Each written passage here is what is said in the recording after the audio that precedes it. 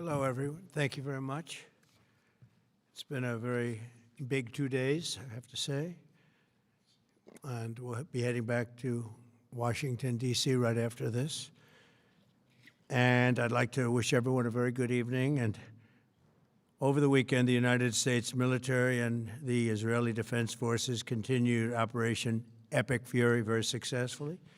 Over the past 9 days, we've carried out some of the most powerful and complex military strikes and maneuvers the world has ever seen. Now, you add that up to all of the other things, Midnight Hammer, getting rid of the nuclear threat from Iran, which was a big moment in history, in my opinion, and the great success we've had in Venezuela and all other places. Every place we've gone, we've had tremendous success.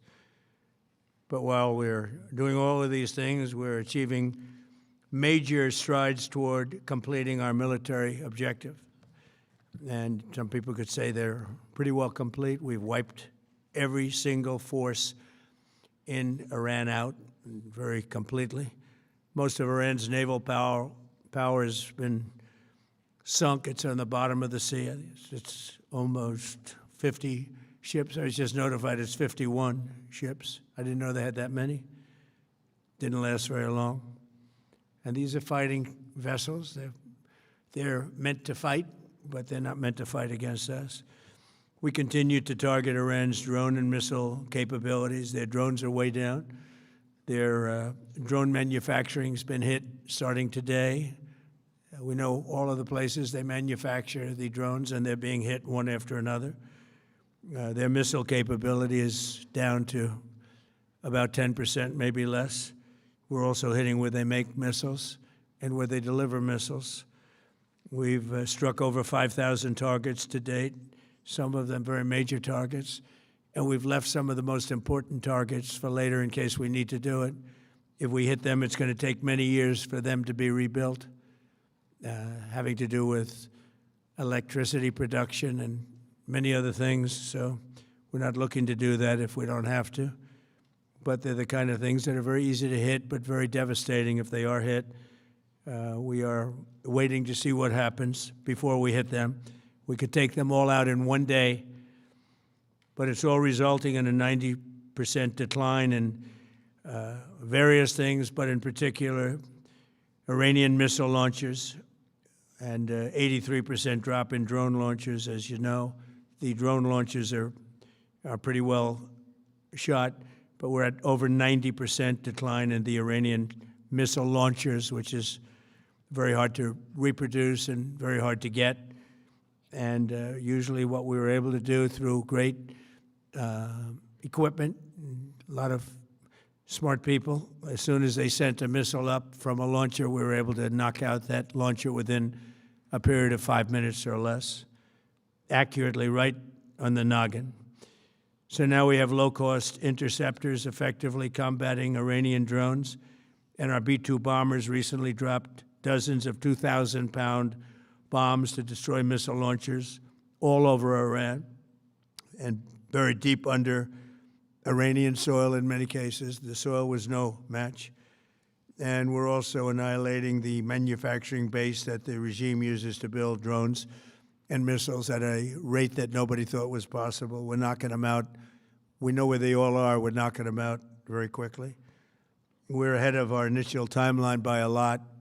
I would say that we probably would not have thought after a month we'd be here, in addition to the fact that we've taken out the leadership twice and maybe 3 times. And we, as you know, we want to be involved. We don't want another president that maybe wouldn't be willing to do what I'm willing to do for the good of the world, for the good of our nation, to be stuck with this situation in 5 years or 10 years from now. So we think they should put a president in, or the head of the country in, that's going to be able to do something peacefully for a change. They've been doing this for 47 years, killing people for 47 years, whether it's the barracks or even the SS Cole where they were involved. Very strongly, they always denied it.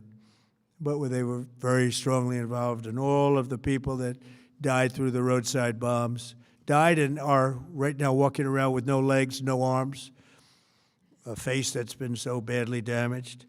The Iranian regime has been attacking Americans and spreading terror for 47 years, and despite these countless opportunities to renounce their nuclear ambitions, which they had just a short while ago, they told Mr. Witkoff, who is standing right over here, they said, they actually said, we want to keep building. Essentially, in a real nutshell, we want to continue to build nuclear weapons. If we didn't knock out Midnight Hammer, if we didn't knock out their Iranian potential, if we didn't do that with Midnight Hammer, they would have had a nuclear weapon. They would have used it long before now. And at a minimum, Israel would have been annihilated. I was very lucky that we had the courage to do that, that we had the talented pilots and the great equipment. The B-2 bombers are unbelievable. We ordered 25 more, by the way. The newer, better version. It's we have the greatest military in the world. We have the greatest equipment in the world by far. You see that no matter where we go. You still need the people, though, to operate it and to use it. And those are the people that we cherish. Even after we obliterated their key nuclear sites in Operation Midnight Hammer, they never negotiated in good faith. They still continued to say, we want to build nuclear. We want enrichment at levels that were unacceptable. And they even turned down an offer for unlimited free nuclear fuel forever for civilian purposes. We had people offering them free nuclear fuel. They weren't interested in that because they wanted to build a nuclear weapon. So instead, the regime was trying to reconstitute its weapons program at a different site. They couldn't go back to where they were, the 3 sites that we obliterated, but they were starting work at another site, a different site, different kind of a site, and that was protected by granite. They wanted it protected. Granite's pretty good, but they wanted it protected by a lot deeper. They wanted to go a lot deeper, and they started the process while rapidly building conventional ballistic missiles. They were going to do it all at the same time. It threatened our overseas bases and soon could have reached even our homeland. The regime's intention was to use this exponentially growing ballistic missile threat to make it virtually impossible to prevent them from obtaining a nuclear weapon. So as you probably saw, they had a tremendous number of missiles, most of which have now been used or destroyed, and very unsuccessfully used because we have been able, for the most part, to shoot them all down. What incredible technology. The Patriots have been unbelievable, and other things. And the laser technology that we have now is incredible. It's coming out pretty soon. Where literally lasers will do the work of, at a lot less cost, do the work of what the Patriots are doing or what other things are doing. The situation was very quickly approaching the point of no return, and the United States found it intolerable, in my opinion, based on what Steve and Jared and Pete and others were telling me, Marco, so involved, that I thought that they were going to attack us. I thought they would, if we didn't do this at the time we did it, I think they had in mind to attack us. And if you notice, they did something which was very foolish, very stupid, I would say. They attacked their neighbors. And their neighbors were largely neutral, or at least weren't going to be involved, and they got attacked. And it had the reverse effect. The neighbors came onto our side and started attacking them, and actually quite successfully. If you look at Saudi Arabia, you look at UAE, Qatar, and others, but they were strong and they were smart, but they got attacked. Nobody, when I first heard it, I said, no, somebody made a mistake. There was no mistake. UAE had over 1,000 missiles shot at it, knocked them almost all down. On the very first day I came down the escalator in 2015, I said, quote, I will stop Iran from getting nuclear weapons, and all I'm doing is keeping my promise. Think of that. That was in 2015. I said it. It was a threat then and a much bigger threat now, but no longer a threat, not for a long time anyway. We want to keep it that way. As we continue Operation Epic Fury, we're also focused on keeping energy and oil flowing to the world.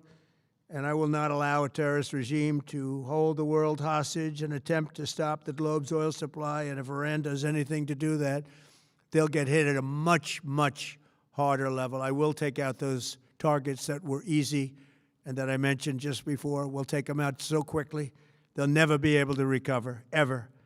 If they want to play that game, they better not play that game. In the long run, oil supplies will be dramatically more secure without the threat of Iranian ships, drones, missiles, nuclear menace, or anything. So the Strait of Hormuz is going to remain safe. We have a lot of Navy ships there. We have the best equipment in the world, inspecting for mines.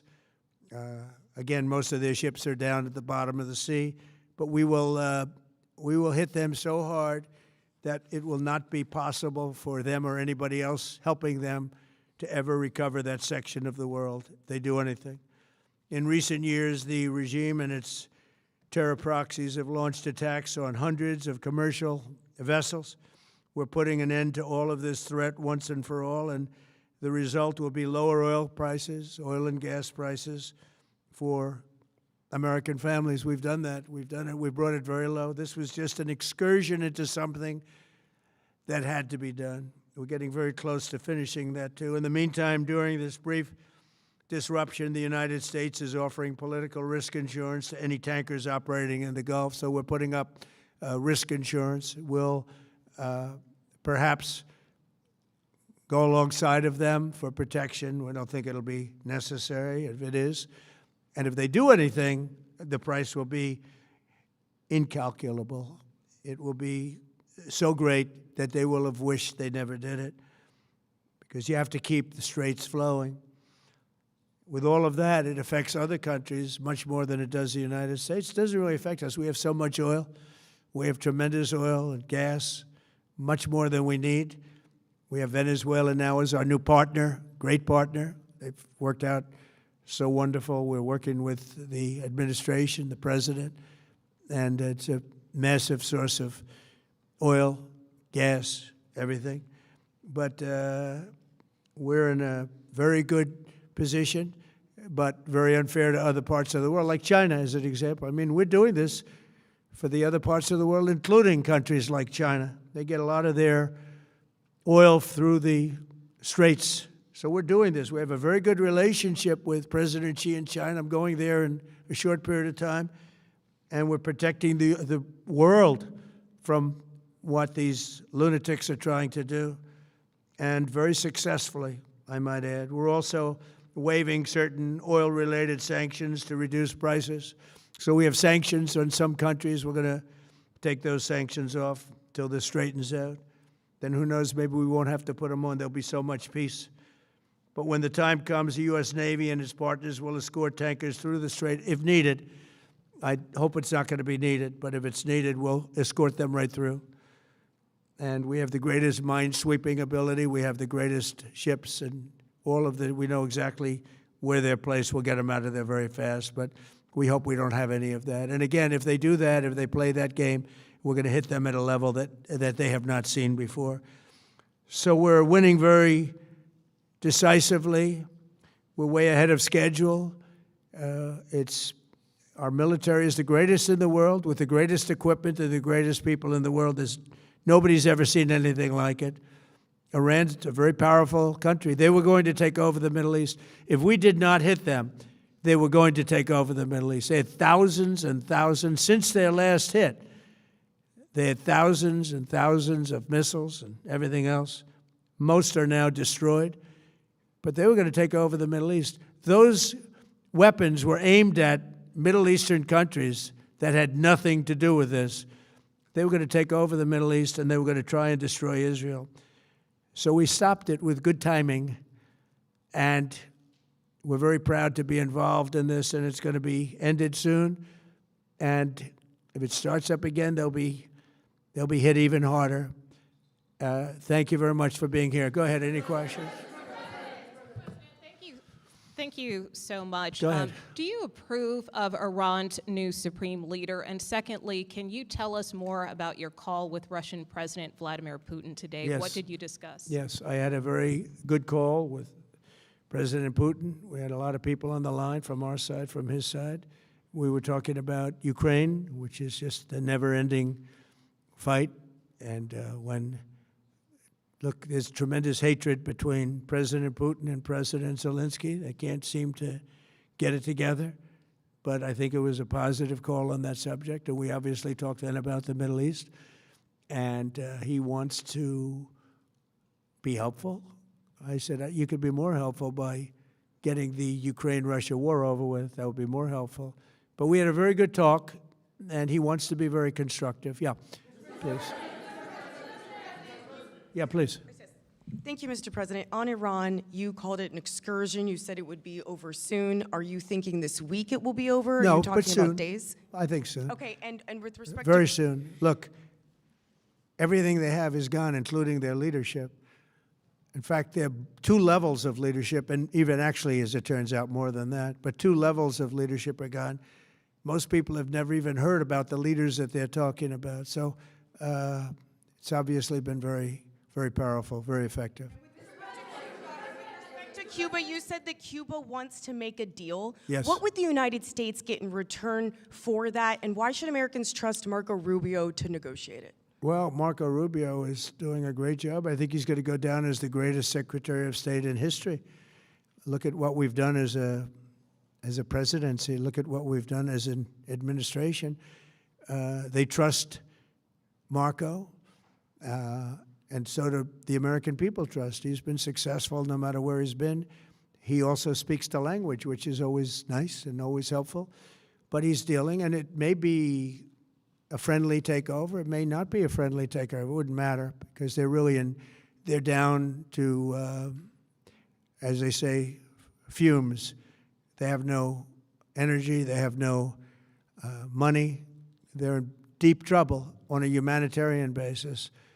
And we don't want to see that, but they were very, very bad to a lot of people, as you know, and a lot of people living on the Cuban-American vote, which I got at record levels. Very important. Those people are very important to me. I know what they went through. They went through hell. Some of them have gone on to be some of the most successful people in the country. Cuban-American business people, some of them are like the most successful in the country. And a lot of them are friends of mine because I've been fighting this battle with them for a long time. The Castro regime was brutal, but they lived off Venezuela. Now they don't live off Venezuela. Sends them no energy, no fuel, no oil, no money, no nothing. They lived without Venezuela. They couldn't have made it. And we cut them off from everything else. So, yeah, they're going to make either a deal or we'll do it just as easy anyway. Yeah. Please, go ahead. There's footage that shows that an American missile strike and a Tomahawk missile likely destroyed that Iranian girls' school. So will the U.S. accept any responsibility Well, I for haven't that strike? seen it, and I will say that the Tomahawk, which is one of the most powerful weapons around, is used by, is sold and used by other countries, you know that. And whether it's Iran, who also has some Tomahawks, I wish they had more, but whether it's Iran or somebody else, the fact that a Tomahawk is very generic, it's sold to other countries, but that's being investigated right now. Yeah, please. Thank you. Mr. President, you've said the war is, quote, very complete, but your defense secretary says this is just the beginning. So which is it, and how long should Americans be prepared Well, I think for you could this war say to it last both. for? It's the beginning of building a new country, but they have no Navy, they have no Air Force, they have no anti-aircraft equipment. It's all been blown up. They have no radar, they have no telecommunications, and they have no leadership. It's all gone. So, you could look at that statement. We could call it a tremendous success right now as we leave here. I could call it, or we could go further, and we're going to go further. But the big risk on that war has been over for 3 days. We wiped them out in the first 2 days. When you think about it, it's incredible. We wiped out a big Navy, very powerful Navy. These were ships, these were serious ships. These were ships that you buy when you want to win battles. They're all on the bottom floor. The sailors are all running off their ships. They refuse to get on the ships. The Air Force is gone. Everything's gone. The missiles are down to a trickle. The drones are down to probably 25%, and they'll soon be down to nothing. We'll have where they manufactured the drones are under fire as we speak. They're being hit. So the rest is going to be determination as to my attitude, along with the people in the Trump administration, what we want to do. Thank you. Yeah, please. Can I ask you, you mentioned you were going to waive certain additional oil waivers or sanctions. Can you talk a little bit more about that and address in particular? Well, are we're you looking to considering keep the measures oil like- prices down. We went artificially up because of this excursion into a very positive thing. I mean, this was an excursion that a lot of people wouldn't have done. I knew oil prices would go up if I did this, and they've gone up probably less than I thought they'd go up. But I don't think anybody thought we were going to be this quickly successful. This was a military success, the likes of which people haven't seen. We have the best military. We have the best equipment. We have, I believe, the best generals. We have the best. And this went very quickly. We talked about that with President Putin. He was very impressed with what he saw because nobody's ever seen anything quite like it. You know, Iran was a very powerful military country with all of the missiles. Now, you had the double attack. You had the original attack with us and Israel, and that knocked them for a loop. Then you had the B-2 bombers, which took out their nuclear capability, and they would have had a nuclear weapon within 2 weeks to 4 weeks. And they would have used it long before this press conference. And we might have had a much different press conference if we had a press conference at all. But it's been amazing. The military success that we've had is truly unprecedented. You've told your congressional colleagues that you will not sign any piece of legislation until the Save America Act is passed. Does that include the confirmation of Senator Mullen as your next DHS secretary? Does that mean a DHS funding bill? And Senator Thune said today it's not a matter of whether or not your Republican colleagues agree with the policy, it's about changing the process. In other words, getting rid of the filibuster to get there. So in order to get it, you're going to need Democrat votes. And what we're saying is the Save America, not the SAVE Act, which nobody knew what it was, the Save America Act, the Save America Act. And that's voter ID. We want voter ID. When a voter, we want to be able to see a picture of the voter. We want to be able to see that the voter is legitimate. We want, very importantly, confirmation that this voter is a citizen of the United States of America, and we want no mail-in ballot scams.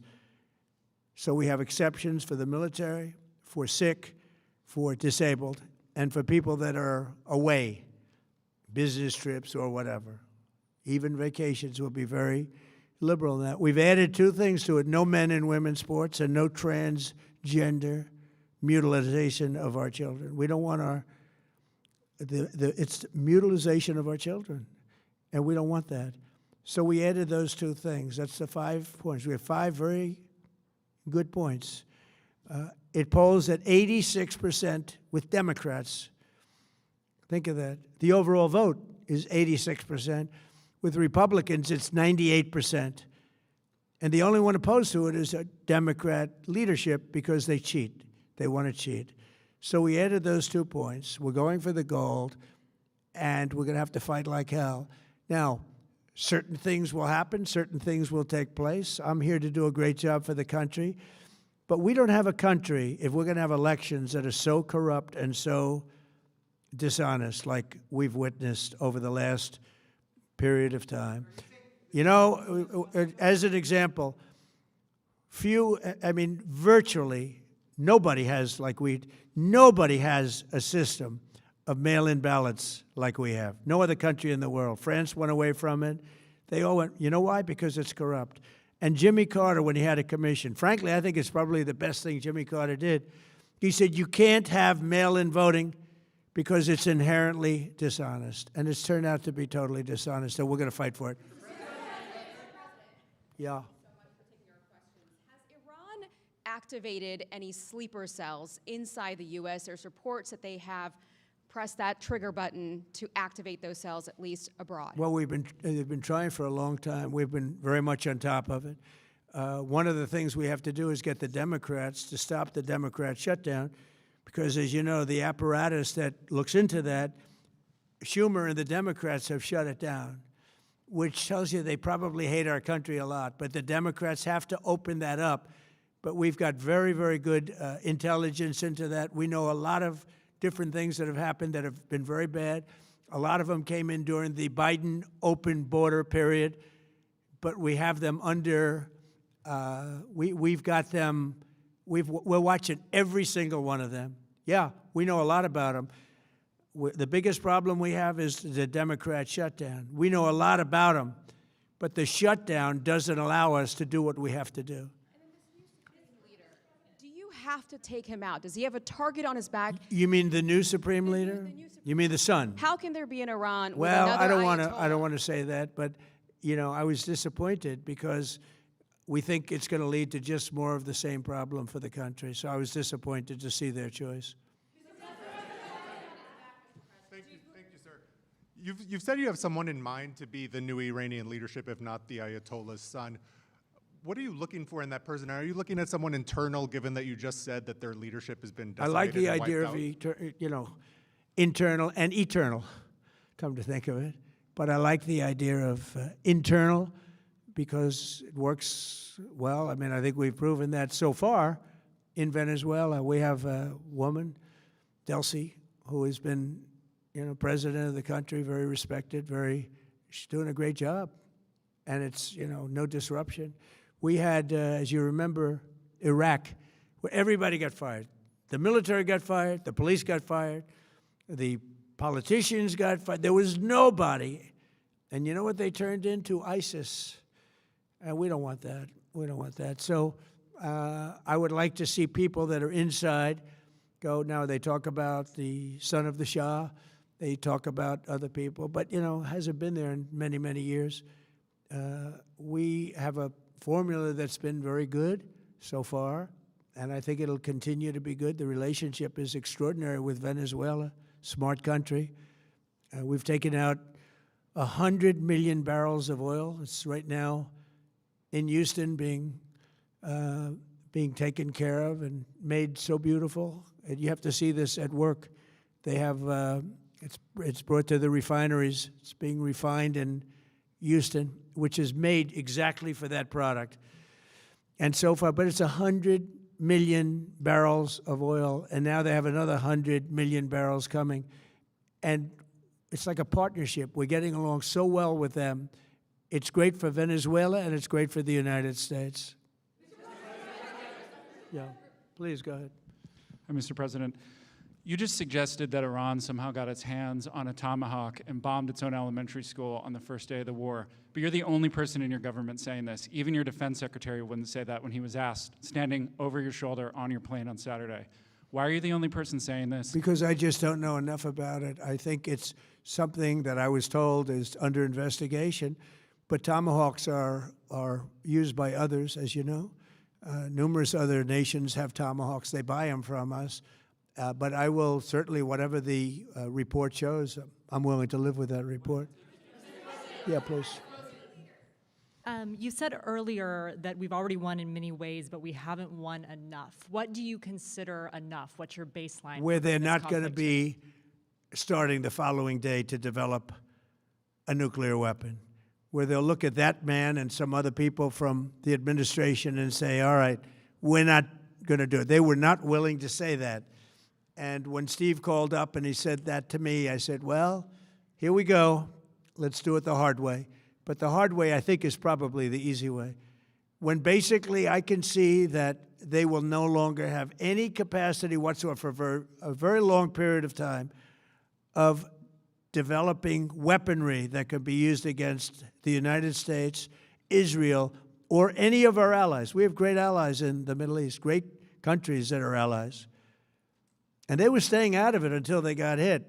Someday they'll have to do a story. Why did he do that? Why did they do that? But they were going to hit them. If I didn't hit them first, they were going to hit our allies first. I believe, upon information and belief, But I believe that he was going to, they were going to take over the Middle East. They were looking to take over the Middle East. Now, had Operation Midnight Hammer not taken place, that was definite, because they would have had a nuclear weapon within a matter of weeks. But that took place. That was a setback. But look at the number of missiles they were able to buy and make over the last 6 months. And those missiles were aimed at various countries. And when you look at over 1,000 missiles shot at like UAE, they were looking to take over the Middle East. We got there first. We're lucky. I'll tell you what, the Middle East and those countries, very rich countries, are very lucky that I was president instead of somebody else.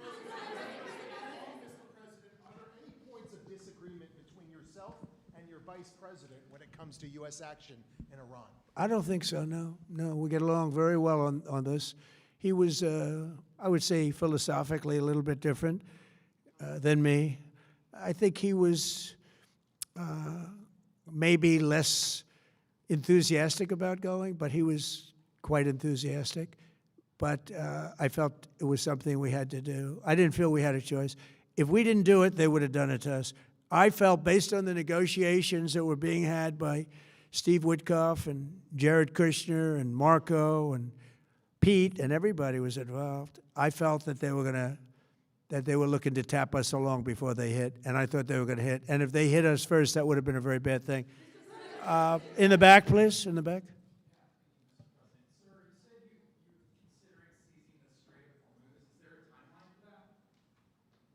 About the Strait, you mean? Yeah, well, I want to keep it open. I want to keep it good.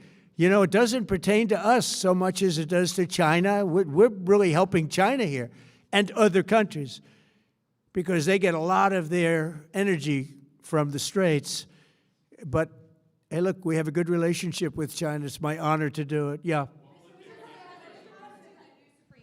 You have called him an unacceptable choice. So does he have a target on his back? And how can you say I don't want to say whether or not he does because that would be inappropriate. But, hey, look, I had a target on my back because, as you people wrote pretty well, they caught the assassin that was after me. So we just got them first. But they caught the assassin. They have him now in custody that was after me. So, you know, but people don't like to mention that, but they did catch him. And I'd like to congratulate our military, Secret Service, FBI, all of the people that worked on that, but they did. Yeah, please. Go ahead. No, go ahead, please. Thank you, Mr. President. You promised the Iranian people you would help them, but it sounds like you're willing to end this fight after your military objectives have wrapped up. Isn't that a betrayal of the people? Will I help them? I'd like to, if they can behave, but they've been very menacing. You know, they're great people. They have an amazing population. It's amazing, smart, brilliant, energetic. They have a great, I'd love to help them, but they have to be in a system that allows them to be helped. And right now they're in a system that only allows failure. And I don't want that. And I want a system that's not going to be attacking us. We want a system that can lead to many years of peace. And if we can't have that, we might as well get it over with right now. Yeah, please. President, as of today, there have been 8 U.S. military fatalities associated with the war in Iran. How many American deaths are you willing to have in this war? Well, as I said before, when you have conflicts like this, you always have death. And I was at Dover yesterday. I met the parents, and they were unbelievable people. They were unbelievable people, but they all had one thing in common. They said to me one thing, every single one, finish the job, sir. Please finish the job. And I'll leave you at that. Thank you very much, everybody. Thank you.